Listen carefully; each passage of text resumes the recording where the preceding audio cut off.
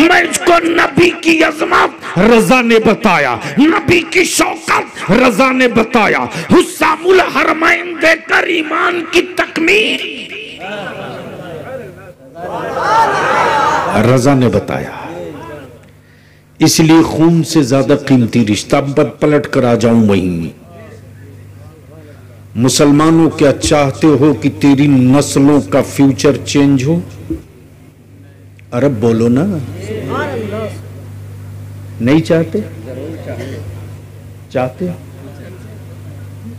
Future नहीं बदलेंगे? जो चाहे वो लात मारते रहे, आप वोट दिलाते रहिए।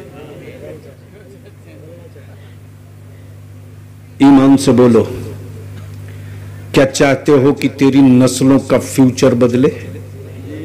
जोर से बोलना। कितने लोग चाहते हो? जरा हाथ उठा दो। स्टेज के लोगों के पास है तो उठा दो, समझ में आया हो तो उठाओ। हाँ, वो वाला हाथ नहीं चाहिए कि नमाज पढ़ोगे, हाँ पता चला ईद बकरीद साल में 2 दिन पढ़ लिया, काम खत्म।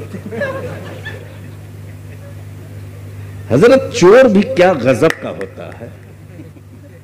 एक गांव वालों ने कंप्लेन किया कि ये मस्जिद का सिक्योरिटी बहुत बड़ा डाकू है, चोर। मैंने कहा चोरी किसी ने देखी? बोला आज तक 30 साल हो गए मस्जिद का हिसाब नहीं दिया। मुझे भी गुस्सा आया। मैंने कहा इधर 30 साल से तुम मस्जिद का सिक्योरिटी हिसाब क्यों नहीं देता? बोला चलिए मस्जिद में कसम खा लूंगा हजरत, मैंने मस्जिद का एक एक पैसा मस्जिद में लगाया। मैंने कहा चटाई टूटी हुई भी चटाई नहीं है, कम वक्त बोल रहा मस्जिद में लगा। बोला पैसा देकर तो देखो मैं कैसे लगा। तो लोगों ने पैसे दे दिए, फिर गमछा में बांधा, घूम के दीवार के चारों तरफ घुमा दिया। बोला आप देख लो, लगा दिया। यानी ऐसे ऐसे हरामखोर पड़े हैं धरती पर। बलिया भी सिर्फ आखिरी मर्तबा पूछता है, क्या चाहते हो कि तेरी नस्लों को इज्जत और वकार की जिंदगी मिले? कितने लोग चाहते हो? हाथ उठा लो। सुभान अल्लाह, सुभान अल्लाह। हजरत पूरा उठाइए, आपको लोग देख रहे हैं। तो बलियाबी की सिर्फ एक बात मान लो, एक बात मान लो, गैरों में कहां दम था रे? जो मेरी बेटियों का निकाब देखकर सीटी मारता, गैरों में कहां दम था? गैरों ने तो मस्जिदों के दरवाजे पर नकाब पहनते बेटियों को भीख मांगते देखा, तब उसकी हिम्मत बढ़ गई कि जो कौम अपनी बेटियों का मस्जिद के दरवाजे पर भीख मंगवा सकती, जो कौम उस कौम की बेटियों को कुछ भी कहा जा सकता है। मैं तुझसे पूछूं, मेरा आलिम मजबूर है ऐलान करने पर, अपने हाथों अपनी नस्लों को क्यों दफन कर रहे हो? कल तक गैरों की बेटियों की आबरू मुसलमान बचाता था। उठा बनारस की तारीख, राजा गाद के जुल्म से बेटियां चीख रही थी और दिल्ली के तख्त पर एक बोरिया नशीन बादशाह आलमगीर औरंगजेब, बनारस की गलियों में कोई औरत चीख चीख करके कह रही है मेरी बेटी की आबरू लूट ली जाएगी, इसलिए कि राजा किसी भी बेटी की का डोला उसकी ससुराल नहीं जाने देता। सबकी बेटियों की पहली रात राजा की हवेली में गुजरती है, कोई जो मेरी बेटी की आबरू बचा ले? न टेलीफोन, न मोबाइल, न 5G, न इंटरनेट, लेकिन दिल्ली के तख्त पर एक साहब दिल हुक्मरां था। आवाज गूंज रही है बनारस की गलियों में, सुनाई दे रही है दिल्ली की जामा मस्जिद में। आलमगीर औरंगजेब ने वही से आवाज दी, घबराना मत, जब तक नबी का गुलाम हुक्मरां होगा भारत में किसी की बेटियों की आबरू नहीं लुटने देगा। जब तक हम हुक्मरां थे तब तक बेटियों की आबरू नहीं लूटी गई। जब से भक्तों तुम हुक्मरां हो, रोज बेटियों का बलात्कार होता है, रोज बेटियों की आबरू लूटी जाती है, रोज बेटियों पर जुल्म होता है और उंगली इस्लाम पर उठाते हो, उंगली इस्लाम पर उठाते हो। गैरों ने नहीं, तुमने मौका दिया रे। अगर गैरत वाली मां का दूध पिया है, जमीर जिंदा है, तो पूछ अपने आप से, जब मस्जिद के मिंबर से मेरा आलिम ऐलान करता है कि एक खातून निकाब पहने हुए है, वो अपनी बेटी की शादी के लिए इमदाद के वास्ते खड़ी है, उसकी मदद करो। बोल, बात सही है कि गलत? अरे जोर से बोलना। शर्म आई किसी को? अरे बोलो, शर्म आई किसी को? जब कौम बेशर्म हो जाए तब कोई जालिम हुक्मरां मुसल्लत होता है, और जब तक शर्म हया बाकी होती है तो ईमान वालों की आबादियों में तूफान भी डरे डरे सहमे सहमे दाखिल होता है। इसलिए कि समंदरों को भी पता है कि मुस्तफ़ा के गुलामों में ही हुक्मरां वो होते हैं, मुस्तफ़ा के गुलामों में ही वो हुक्मरां होते हैं जो पर्चा लिख दें, पर्चा पुर्जा लिख दें तो दरिया अपना समत बदल ले। कब बोलोगे? जोर से, जोर से। बहुत देर बोल दिए यार।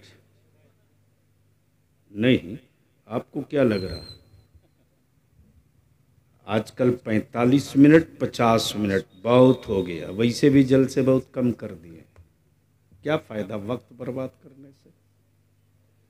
इसी का इस्तेमाल संगठन, तंजीम, तहरीक, इदारा, इसमें लगा। बस आखिरी बात अर्ज करने जा रहा हूँ, सुनने की मूड में हो तो सारा मजमा लब्बैक या रसूल अल्लाह, जोर से हाथ झाड़ के मुट्ठी बांध के लब्बैक या रसूल अल्लाह, लब्बैक या रसूल अल्लाह, लब्बैक या रसूल अल्लाह। मैं क्या अर्ज कर रहा था? एक बात मान ले बलियाबी की, इसका नतीजा 5 साल के बाद दिखेगा, तुरंत नहीं, 5 साल लगेगा। सिर्फ एक काम कर दो, निकाह को सस्ता कर दो, निकाह को सस्ता कर दो, निकाह को आसान कर दो। जिस दिन तुम निकाह सस्ता कर दोगे उसी दिन बेटियां अजमत और रिफात का तारा बन जाएंगी, बोझ नहीं। और जिस दिन निकाह सस्ता कर दोगे उस दिन गुनाह महंगा हो जाएगा। और निकाह सस्ता करके उसी पैसे को बचाकर अपनी औलादों को पढ़ा दो, अपनी औलादों को पढ़ा दो। इस पेन की तारीख सुने हो? अरे सुने हो? नहीं। क्या मतलब है तुझे दुनिया की तारीख से? तुझे तो मतलब है बिरयानी से। खाओ मरो। जिस कौम की तारीख पढ़कर दुनिया होश में आती हो, आज उसी कौम को अपनी तारीख का पता नहीं है। मैं पूछ दूं बंगाल में अपनी कौम के बच्चों से कि बता मुसलमान का बेटा, अगर तू एक नंबर का बंगाली है तो बता कि भारत की आजादी में बंगाल से कितने मुसलमानों ने अंग्रेजों के खिलाफ लड़कर शहादत का जाम पिया है। मुसलमान का बच्चा 5 नाम नहीं बता पाएगा। लेकिन जिसका बाप दादा अंग्रेजों की दलाली किया, जिसका बाप दादा चोरी डकैती मर्डर रेप में जेल में था, उसने हिस्ट्री और इतिहास बदलकर बता दिया कि वो लोग जंग आजादी की लड़ाई में थे। ये काम दीदी और दादा नहीं करेंगे, ये तारीख हमको आपको अपने बच्चों को पढ़ानी पड़ेगी। गैरों की जयंती मनाने के लिए मुसलमान पागल है, पागल। लेकिन अपने बाप दादा की शहादत की तारीख नहीं बता पाएगा, पते नहीं है। मुफ्ती साहब जो दारू पी के लॉरी से गिर गया, उसके नाम पर शहीद चौक बना दिया लोगों ने इसी बंगाल में, बीरभूम में। लेकिन कोई एक यूनिवर्सिटी नजरुल इस्लाम के नाम पर न बना सका कोई, फिर भी सेकुलर है, फिर भी सेकुलर है। मौलाना बता रहे थे बिहार में मौलाना मजहरुल हक अरबी फारसी यूनिवर्सिटी, हिम्मत है तो रोक के दिखा दे, 56 इंच वाला बिहार है वो। अजगर से खेलने के हम जिगर रखते हैं, दम है तो डस के दिखा। फिरासते मोमिनाना का पिलास लिए बैठा हूं, दांत तोड़ के जहर की पुड़िया निकाल लूंगा। मोहब्बत से बोल दो। झूठ बोलते तेरे बेटे, झूठ। मौलाना क्या मातम की बात है। गैरों ने उतना बड़ा आवारा नहीं बनाया मुसलमान के बेटा और बेटी को, जितना एक बाप अपने बेटा और बेटी को आवारा बनाया है। कहोगे सबूत तो ले लो। बता कोई एक ऐसा मोहल्ला, टोला, गांव, विलेज, पंचायत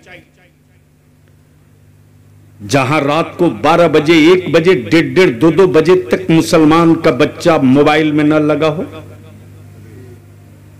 बोलो सही है कि गलत? अरे जोर से बोलो ना।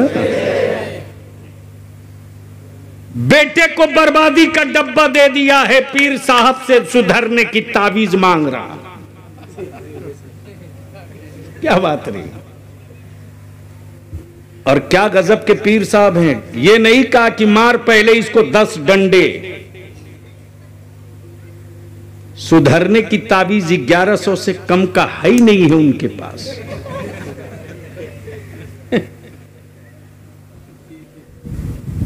गलत तो नहीं बोल रहा हूं? अरे बोलो ना। मैं जानता हूं लोग मीटिंग करके फिर बलियावी के नाम का बाइकाट करेंगे, लेकिन मेरी सेहत पर कोई फर्क नहीं। हक बात छाती पर चढ़कर बोलूंगा तो बोलूंगा,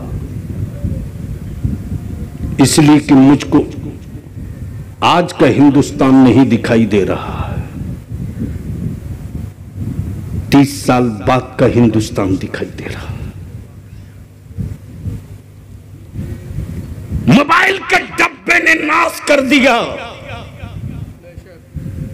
रात को 12 बजे, 1 बजे, 2 बजे तक तेरी औलादें, अरे हिम्मत है तो अपने घर की बेटियों की आबरू बचा लो। बेटियों की, बेटों से ज्यादा बिगड़ी हुई तस्वीर बेटियों का है। रूम में, छत पे, ओटा पे, सीढ़ी पे, आंगन में रात को 1:30, 2 बजे तक बेटियां मोबाइल के डब्बे में लगी। घरी में बाप भी, मां भी, भाई भी, बहन भी, चचा भी, सब है। हिम्मत किसी के भाई में जो अपनी बहन से पूछ सके कि रात को तू 2 बजे किससे बातें कर रही है? नहीं कर सकते। अंदर का ज़मीर मर चुका है तेरा, नहीं कर सकता, नहीं कर सकता। किसी बाप की औकात नहीं जो बेटे का मोबाइल चेक कर ले। भला से बेटा इंग्लिश में मालदा ना लिख पावे सही स्पेलिंग, लेकिन बाप को अंग्रेजी में डांट देगा। नहीं लिख सकते, नहीं पूछ सकते अपने बेटे से। अल्लाह के वास्ते, जब रात को 1:30 बजे, 2 बजे तक बेटियां मोबाइल में हो, उस वक्त अगर मेरी माए अपनी बेटियों के हाथ से मोबाइल ले लेती और लेकर सिर्फ इतना कह देती, बेटी इस मोबाइल के डब्बे से बात करने के बजाय काश तेरा सर सजदे में होता और तू अपने मौला से बातें करते होती, तो गुफ्तगू तू मौला से करते रहती और जहन्नम से मेरी रिहाई का परवाना भी आते रहता। तू रब से नमाज में बातें करती, फरिश्ते मेरी ड्यूटी पर बातें करते। कौन समझाएगा आपको? कौन समझाएगा? सुन, स्पेन में जब यहूदियों का खात्मा हो गया, गौर से सुनना, गौर से दुरूद शरीफ पढ़ लीजिए।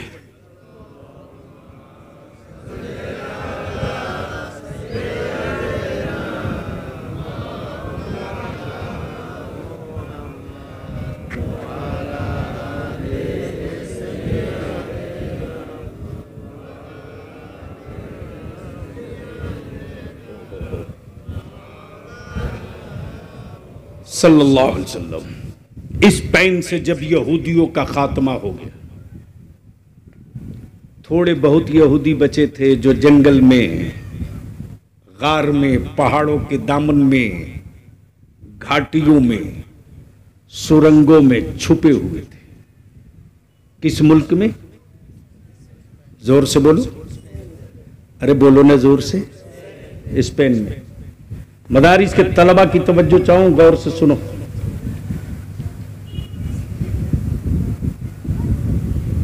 डरे हुए हैं, सहमे हुए हैं, खौफ में हैं। याद रखना, आज उतना भारत में खौफ नहीं है, न कल रहेगा। ये बादलों के झोंके हैं, आते जाते रहे। और बलियावी ने तो कहा है कि तुम नाली हो, सैलाब सुबह शाम तुम में आता है।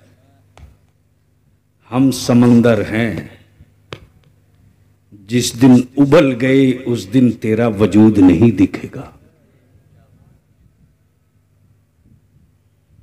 इसलिए कि मुल्क मेरा है। हम जुल्म सह कर भी मुल्क बचाते हैं और जख्म खा करके भी वतन की हिफाजत कल भी किए हैं, आज भी कर रहे हैं, आगे भी करेंगे। इसलिए कि तुम जब मरते हो तो मिट्टी छोड़ के चले जाते हो, हम मरते हैं तो इसी मिट्टी से लिपट के रहते हैं। इसलिए कि मिन्हा खलकनाकुम, तुम्हारे यहां नहीं है, हमारे यहां। तो तुम जिससे बने हो उसके हवाले चले, और मैं जिससे बना हूं उसकी गोद में चला हूं। फर्क है। इसलिए मैं आपसे अर्ज कर रहा हूं, जैसे ही एक यहूदी ने दूसरे यहूदी को पहचान लिया निशानियों से, एक्टिविटी से, नकलो हरकत से, इशारे से, तो उसने चुप्पे से कहा, आप यहूदी हो? तो दूसरे ने डरते डरते कहा, क्या तुम भी वही हो? कहा, कहा चलो अब हम दो हो गए। गौर से सुनना, बहुत गौर से। क्या कहा? जोर से बोलो, क्या कहा? अब दो हो गए। तब एक दूसरे ने दूसरे से कहा, तुम भी पता करो मैं भी पता करूं, और कौन कौन कहां है। पता चला दूसरे दिन 10 मिल गए, तीसरे दिन 300 मिल गए। तो जब कुछ जमा हो गए तब एक यहूदी बोल पड़ा कि एक इबादत गाह बनाओ। क्या बनाओ? गौर से सुनना, बलियावी की गुफ्तगू का यह हिस्सा। क्या बनाओ? उसके मजहबी पेशवा ने कहा, इबादत गाह तो बननी चाहिए, पैसे कहां? पैसे कहां? मौलाना बहुत हसास पहलू, पैसे कहां? एक यहूदी बोला कि अब भी मेरे पास कई किलो सोना पड़ा है, पैसे की फिक्र मत करो, बहुत है। उस मजहबी पेशवा ने कहा, तो है तो लाओ। क्या कहा? है तो लाओ। चादर बिछा दिया, कहा लाओ। जब सबने ला दिया तो यहूदियों का मजहबी रहनुमा बोला, पैसे दे दिए, अब जाओ, हिसाब मत मांगो, जाओ। रहनुमा वो जो 500 साल आगे देखकर नक्शा आज बना ले, आगे 500 साल के बाद क्या होगा उसकी बुनियाद आज डालो। आज ईंटों पर ईंट हम रखें ना रखें, बुनियाद डाल दो। इस तहरीक और इस नस्ल के लोग जिंदा रहेंगे तो रोटियां खाएं न खाएं, ईंट रखते जाएंगे। सारी दौलत इकट्ठा किया और उसने चंद लोगों को बुलाकर कहा, स्कूल खोल दो। क्या कहा? किस मुल्क में? स्पेन में। गौर से सुनना, मुल्क स्पेन, कौम लुटी हुई, इबादत गाहें गिरी हुई। खौफ का आलम ये कि जंगलों में जीने पर मजबूर, लेकिन बातिल अकायद और नजरियात के बावजूद भी हिम्मत बुलंद, मंसूबा मुस्तहकम, डिजाइन मुकम्मल, तय कर लिया कि हम इबादत अपने घरों में कर लेंगे, लेकिन अगर अपनी औलादों के हाथ में कलम का पावर थमा देंगे तो मुट्ठी भर मेरी नस्लें पूरी दुनिया को नचाएंगी। बलियाबी को कहने दो, आज पूरी दुनिया में सिर्फ 2.5 करोड़ यहूदी है, सिर्फ 2.5 करोड़, लेकिन सोने का रेट यहूदी खोलेगा, असलहों का रेट यहूदी खोलेगा, पेट्रोल डीजल गैस का रेट यहूदी खोलेगा। क्यों? आबादी की बुनियाद पर नहीं, इल्म की बुनियाद पर, इल्म की बुनियाद पर। और जिस कौम के ईमान वाली किताब कुरान, काबे की अजमत वाली आयत नहीं, नमाज की फर्जियत वाला हुक्म नहीं, जो पहली आयत उतरी वो काबे की रिफात की नहीं, नमाज की फर्जियत की नहीं, ज़कात के फर्जियत की नहीं, ज़कात के फर्जियत की नहीं, नमाज की अहमियत की नहीं। जो पहली आयत उतरी है वो पढ़ने वाली, वो पढ़ने वाली। तो जो मजहब पूरी दुनिया को पढ़ने के लिए आया हो, आज उस मजहब के लोगों को भारत का हुक्मरान जाहिल कहता है, जाहिल कहता है। बलिया भी बहुत बुरा है, इसलिए कि वो पूछता है हुक्मरानों से कि 33% आबादी में बता हमारे बच्चे कितना एसपी हैं, हमारे बच्चे कितना कलेक्टर हैं, हमारे बच्चे कितना ब्लॉक पदाधिकारी हैं, हमारे बच्चे कितना डीएसपी हैं, हमारे बच्चे कितने जज हैं, हमारे बच्चे कितने कोर्ट और अदालतों में पीपी हैं। बलिया भी अगर यही सवाल कर दे तो खंजर लेकर गैर तो रात में ढूंढता है, मुसलमान दीन में ही बलियाबी को तलाश करता है। तो ऐसे सारी जुर्रियत और हुर्रियत को बलियाबी एक साथ इकट्ठा करके कहता है, इधर आओ प्यारे, हुनर आजमाएं, तू तीर आजमा, हम जिगर आजमाएं।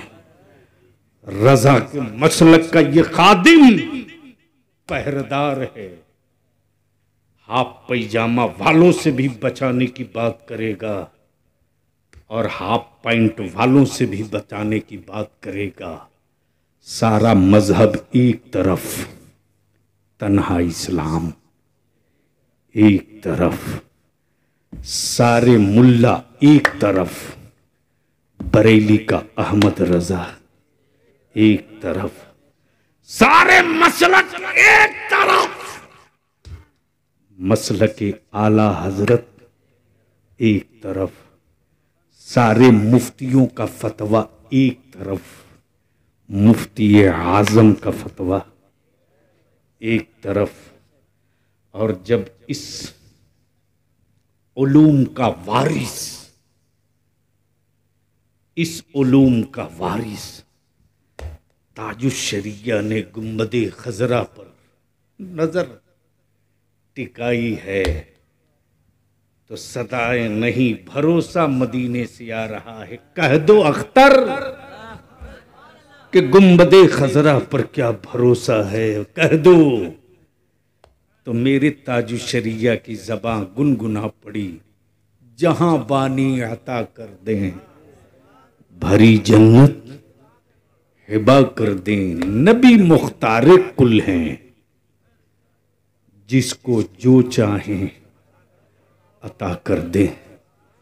मेरी अजीज, झूठ मत बोल, माँ बाप से मत बोल।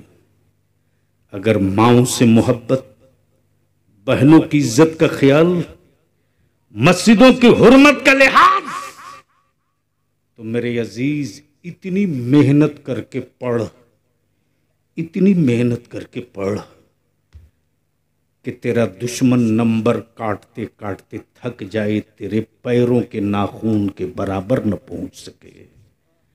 और तू इतनी मेहनत करके पढ़ कि जब मुल्क आवाज दे तो सीना ठोक कर कह सके कि कल भारत के डिफेंस को जरूरत थी तो एक एपीजे अब्दुल कलाम निकला था, अब जरूरत है तो हर गांव से एपीजे अब्दुल कलाम निकल के दिखाएगा। इसलिए मेडिकल हो, इंजीनियरिंग हो, पॉलिटिक्स हो, बोझ की जिंदगी मत जियो, जरूरत की जिंदगी जियो। सर्दियों में कंबल जिस्म की जरूरत है, गर्मी में एसी जिस्म की जरूरत है। तुम सत्ता वालों की जरूरत मत बनो, सत्ता वाले तेरी ज़रूरत बने, दिमाग इस पे लगाओ। अल्लाह तबारक व ताला अमल खैर की तौफीक रफ़ीक अता फरमाए। यार जिंदा सोहबत बाकी। सलाम अलैकुम।